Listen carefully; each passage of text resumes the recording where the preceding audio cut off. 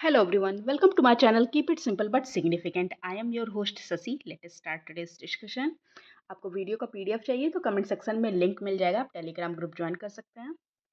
The Nilotic, Bantu, Sudanic and Pygmy are tribes of which among the following races? तो किस races का tribes हैं? Nilotic, Bantu, Sudanic and pygmy. तो ये जो ट्राइब्स हैं ये निग्रोइड के हैं. Answer is B. Negroid or represented by the African people. Who referred to earthquake as underground thunderstorm? Earthquake को underground thunderstorm कहा है किसने? ये कहा है प्लिनी एंड एल्डर ने. Answer is C.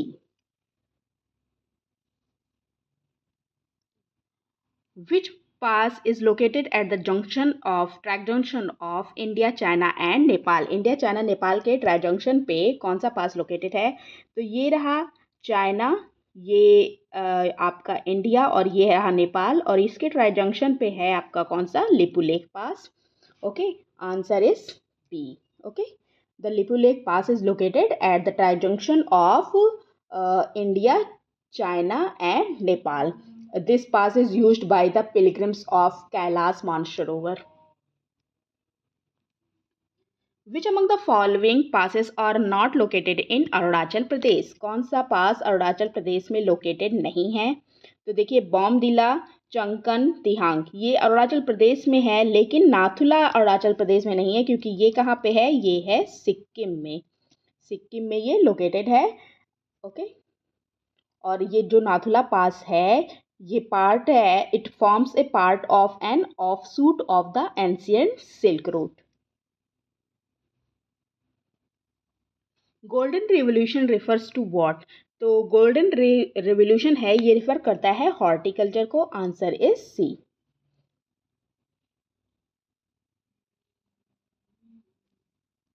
Who is known as the father of blue revolution in India? Father of blue revolution India में किसको कहा जाता है? तो ये हैं Hiralal Chaudhary. Answer is B. The father of India's blue revolution is widely regarded to be doctor Hiralal Chaudhary, और जिन्होंने इसको डेवलप किया था ऑन 10 जुलाई 1957. मतलब ये प्रोसेस शुरू किया था इस दिन से. For which type of fertilizer India is fully dependent on import? India fully dependent है import करने के लिए. कौन से फर्टिलाइज़र के लिए? तो ये है potash fertiliser. Potash fertiliser India में मैन्युफैक्चर नहीं होता है, इंडिया इसको import करता है.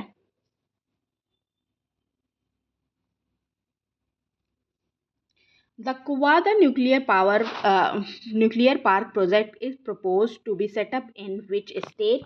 किस स्टेट में सेटअप होगा कोवादा न्यूक्लियर पार्क प्रोजेक्ट? तो ये सेटअप होगा आंध्र प्रदेश में. Answer is D. और ऐसा प्रपोज किया गया है कि ये 6600 मेगावाट का न्यूक्लियर पावर स्टेशन होगा आंध्र प्रदेश में.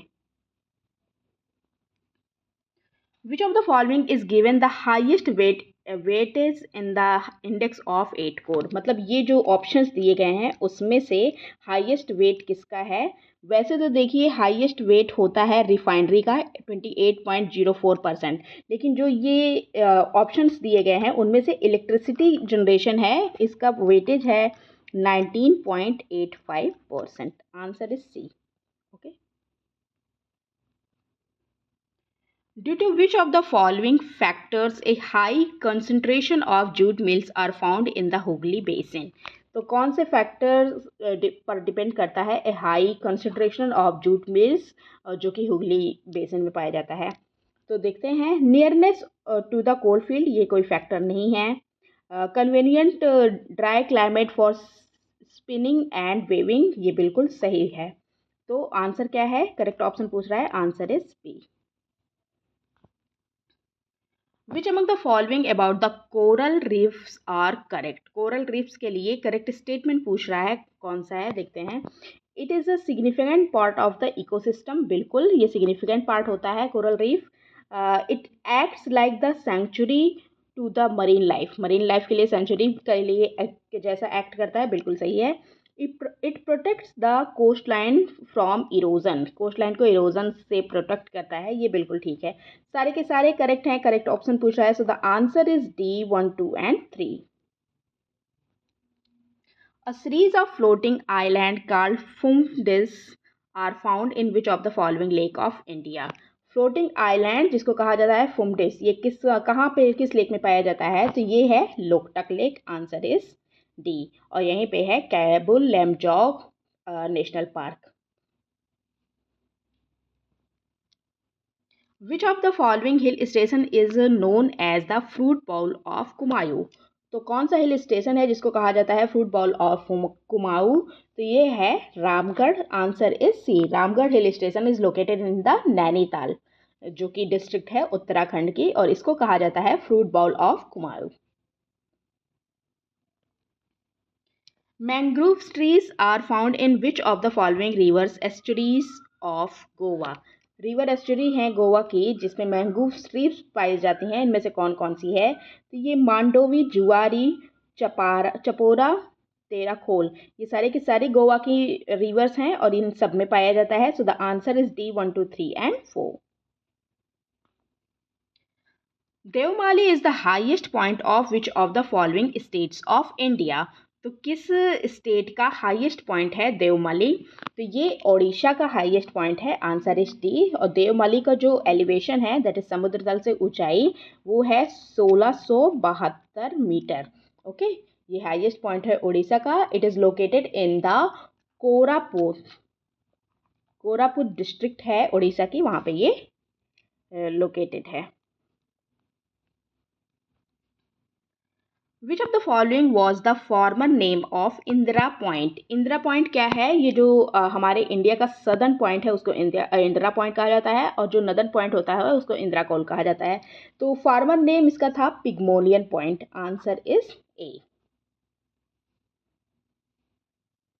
Next question, integrated Kasgan hydroelectric project and San hydroelectric project, which are being supported by Asian Development Bank, are located in which of the following state? तो integrated Kasgan hydroelectric project and San hydroelectric project, ये दोनों project कहाँ पे situated हैं? तो ये situated हैं हिमाचल प्रदेश में। इसको एशियन डेवलपमेंट बैंक के द्वारा सपोर्ट किया जा रहा है, और हिमाचल प्रदेश का जो किन्नौर जिला है वहाँ पे ये है। Which of the following state is home to the Jawai forest that has been given conservation reserve status? Conservation reserve status मिला है जवाई फॉरेस्ट को, और किस स्टेट में है? तो ये है कहाँ पे? राजस्थान में, answer is A. The reserve is known for leopards, leopards के लिए जाना जाता है। Okay, which among the following is the only tributary river of Ganga that rises in the plain, not in the hill? Ganga की tributary है जो कि plane में राइज होती है, हिल से नहीं, और ये कौन सी है? Gomti river, answer is B. Gomti river कौन सी? मानसून रिवर है, ग्राउंड वाटर फेड रिवर है। ये ओरिजिनेट होती है कहाँ से? गोमत ताल से, गोमत ताल से ये ओरिजिनेट होती है। कहाँ पे? माधो तांडा, पीलीभीत, उत्तर प्रदेश में ये ओरिजिनेट होती है।